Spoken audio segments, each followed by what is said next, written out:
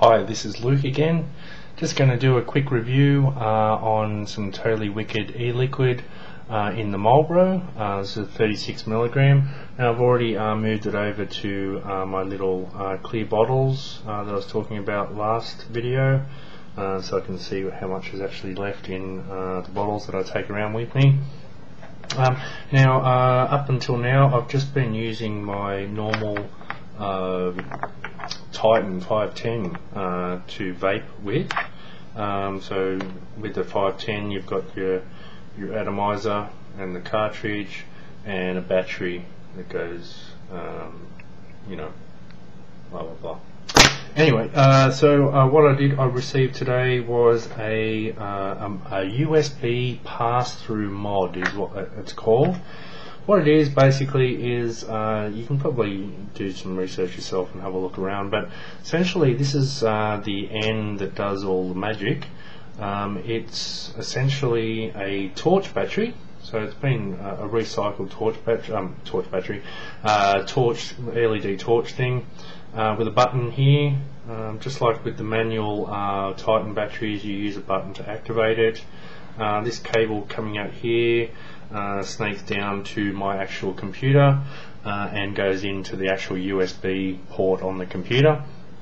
So it basically draws power directly from the USB port rather than a battery. This is good for two main reasons. One is obviously you don't need batteries, and you don't need to keep charging batteries, even though I have 3 batteries at the moment in use. 1 battery that I use and 2 that are always on charge. But it basically means while I'm at my computer I don't need to worry about batteries. The second reason a USB pass-through is so good is basically consistent vaping. Simply when you use the battery, the rechargeable batteries, as you use it over time, it slowly decreases the charge, obviously, and so it's outputting less and less voltage each time. So when you first start vaping, of course you're getting a lot of vapour and a good throat hit and everything, but then by the end of the life cycle of that battery, you're getting less and less vapour, and as I say, it's just an inconsistent vape. Obviously then you recharge it and you start all over again. With the USB mod though, it's a constant voltage, so you don't have to worry about that. The other thing with this particular mod is there's no battery in this part. Some of the USB mods have batteries that can fail or whatever, so it's just a direct line directly from the USB port down there straight up into here, and that also means that I'm getting I think he said it was 5.2 volts. I'll put a link down here to his website where you can actually buy this mod as well as other mods.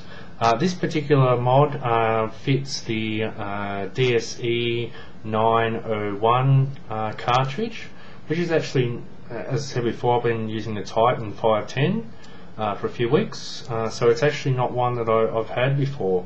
Now the 901 Addy, it's less throat hit, probably about the same vapour. I don't really notice, people say that it has less vapour, but I don't really notice much difference.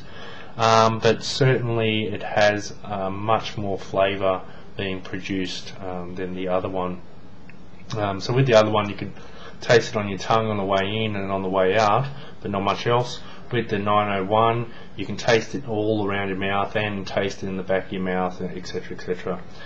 So anyway, I've already put some drops of this of the Marlboro 36 milligrams in here. Basically I'm still getting used to it, so it's a little bit different, as I say, to the Titan, so you need to sort of drip it a little bit differently, not much, but it doesn't take long to get used to it. Oh yes, also just because this one's a 901 doesn't mean you can't get 510 Titan 510 versions. He has other mods there. I can't think of any off the top of my head. He's got like a box mod, I'm not 100% sure what that is, but go to his site, check it all out.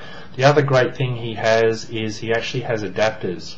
So with this one, obviously the connection here can only fit the 901. He's actually got adapters available where you can put, it's got a 901 side this side, and then on the other end it has a fitting for a 510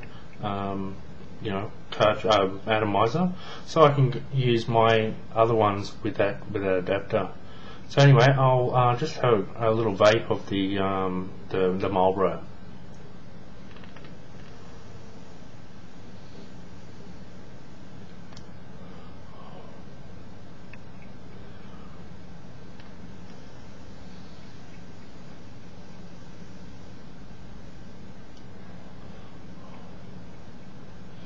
So as you can see, lots of vapour being produced there.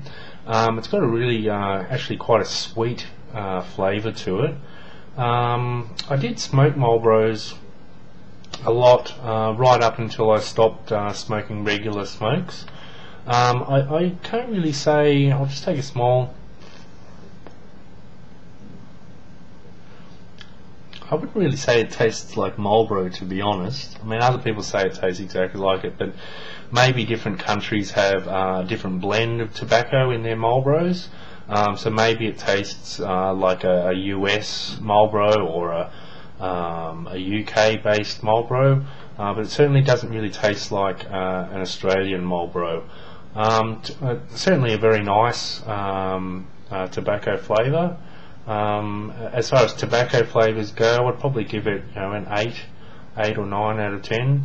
The Hilton, as you probably already know, I don't really like, but this one I find more pleasant than that. The State Express by itself is a little harsh.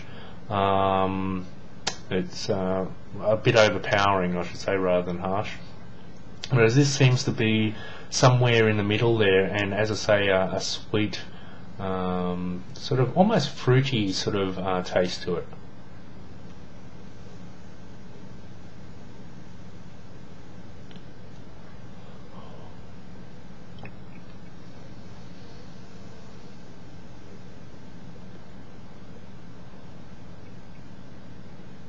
Definitely has a unique tobacco flavour there. So yeah, vapour, vapour production very good. So 8 out of 10, 8 out of 10 for the flavour. The throat hit is very adequate, especially even on this. Apparently the throat hit on these is not so good, but it may be also because it's so heating up so much. I'll just show you in there. You can see it gets red hot very quickly, like that. So you can see that it's really that extra voltage is really driving the atomiser along.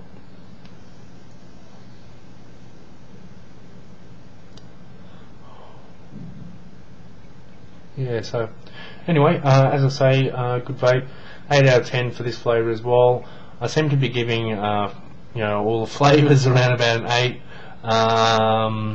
I guess I just don't, I haven't vaped hundreds of flavours, so I really don't know. But I mean, there's flavours that I don't like I say, the Hilton. Coconut by itself was pretty average. Vanilla, it's fairly average by itself. I really like the banana. I said I was going to do a banana review, but I'll leave that for next time. Anyway, thanks for watching.